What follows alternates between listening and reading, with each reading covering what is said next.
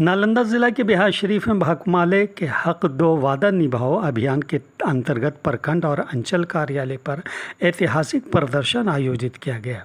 सैकड़ों की संख्या में जुटी जनता ने अपने अधिकारों के लिए जोरदार आवाज़ उठाई। प्रदर्शन में इंडिया गठबंधन के नालंदा लोकसभा प्रत्याशी एवं पालीगंज विधायक संदीप सौरभ ने कहा कि सरकार के वादे खोखले साबित हो चुके हैं। उन्होंने कहा कि गरीबों और वंचितों के लिए जो घोषणाएं की गई वे अब तक अधूरी है। ये लड़ाई केवल भौतिक लाभ की नहीं बल्कि सामाजिक न्याय की है। जब तक गरीबों का हक पूरा नहीं होता हमारी लड़ाई जारी रहेगी।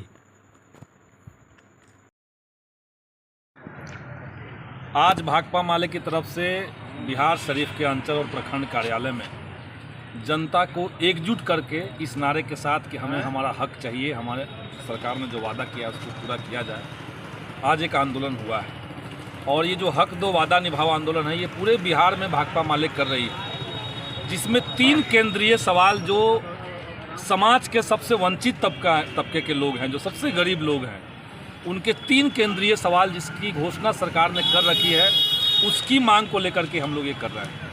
आप लोग जानते हैं कि पिछले दिनों जब देश में बिहार में जब जातिगत गणना हुआ और जातिगत गणना के रिपोर्ट से ये सामने बात आई कि 34% परिवार बिहार के अंदर ऐसे हैं जिनकी आमदनी मासिक 6,000 से कम है। ये तकरीबन 94 लाख से ज़्यादा परिवार हैं। तो सरकार ने कहा कि हम इनको 2 लाख रुपए देंगे। अब ये समझिए कि 1.5 साल से ज़्यादा समय हो गए, लेकिन अभी तक सरकार की तरफ से कोई पहलकदमी नहीं ली गई है कि इनको 1.5 लाख कैसे दिया जाएगा। माले ने उन गरीबों को जो बेगारी में हैं, गरीबी में हैं, उनको इकट्ठा करके सरकार से उसकी वादा को पूरा करने के लिए, दबाव बनाने के लिए, सरकार को गरीबों के पक्ष में तत्काल निर्णय लेने के लिए हम लोग ये आंदोलन कर रहे हैं। दूसरी तरफ केंद्र सरकार का एक घोषणा था कि 2022 तक सबको पक्का मकान दे देंगे। मोदी जी बहुत दुनिया भर का होर्डिंग लगा रहे हैं, अखबारों में, टीवी में, सब जगह विज्ञापन चल रहा है कि मोदी जी ने इतने लोगों को पक्का मकान कर दिया, सबका पक्का मकान हो गया। लेकिन हम जान रहे हैं कि बिहार के अंदर लाखों नहीं करोड़ों की संख्या में ऐसे गरीब हैं जिनको आज भी मकान नहीं मिला है। आज अभी आंदोलन में ऐसी महिलाएं आई हुई थी जिनका कहना है कि उनके एक झोपड़ी में 18 लोग रहते हैं, 18 लोग उसी झोपड़ी में सोते हैं।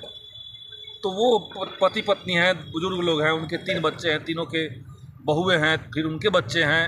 अब समझिए 18 लोग एक परिवार में एक झोपड़ी में रह रहे हैं, तो वैसे लोगों को इंसाफ कब मिलेगा, सरकार इनको पक्का मकान कब देगी? ये हम लोग के आंदोलन की दूसरी प्रमुख मांग है।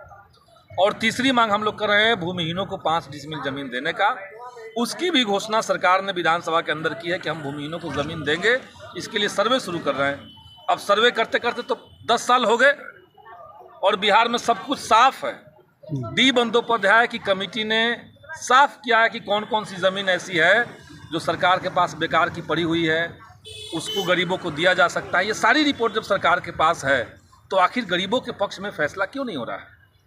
तो इसीलिए जिनकी आवाज़ कोई नहीं उठा रहा है उनकी आवाज़ बन करके भाकपा माले ने यह आह्वान किया है। अभी हमारा प्रखंडों पर आंदोलन चल रहा है और आने वाले समय में जिलों से होते हुए पूरे राज्य की सरकार को गरीबों के लिए, गरीबों के अधिकारों को देने के लिए हम लोग वहाँ पे भी आंदोलन करेंगे। और अगर ज़रूरत पड़ी तो हम लोग सरकार को ठप करेंगे, पटना को जाम कर देंगे। ये आंदोलन की एकदम पूरी रूपरेखा हम लोग तैयार किए हुए हैं। तो डेली ये प्रोग्राम चल रहा है ना अभी? तो नहीं, डेली नहीं चल रहा है, इसका फेज़ है।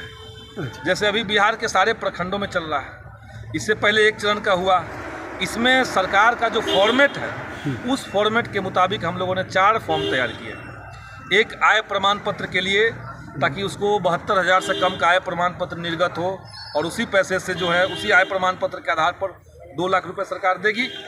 दूसरा है जिनके पास आवास नहीं है उनका एक एफिडेविट वाला फॉर्म है, उसको भरवा रहे हैं ताकि उनको आवास मिले। जिनके पास ज़मीन नहीं है उनके लिए ज़मीन का है। और जिनके पास सरकारी ज़मीन में पहले से बसे हुए हैं लेकिन 40-50 साल से रहने के बावजूद उनको पर्चा नहीं ज़मीन का दिया गया है, तो उनकी बंदोबस्ती करने का एक वो भी उसमें फॉर्म है।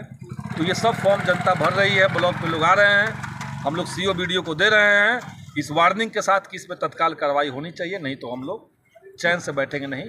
गरीब उठ खड़ा हुए हैं, एकजुट हो गए हैं। अब सरकार को सही बात करना पड़ेगा, गरीबों के पक्ष में फैसला लेना पड़ेगा।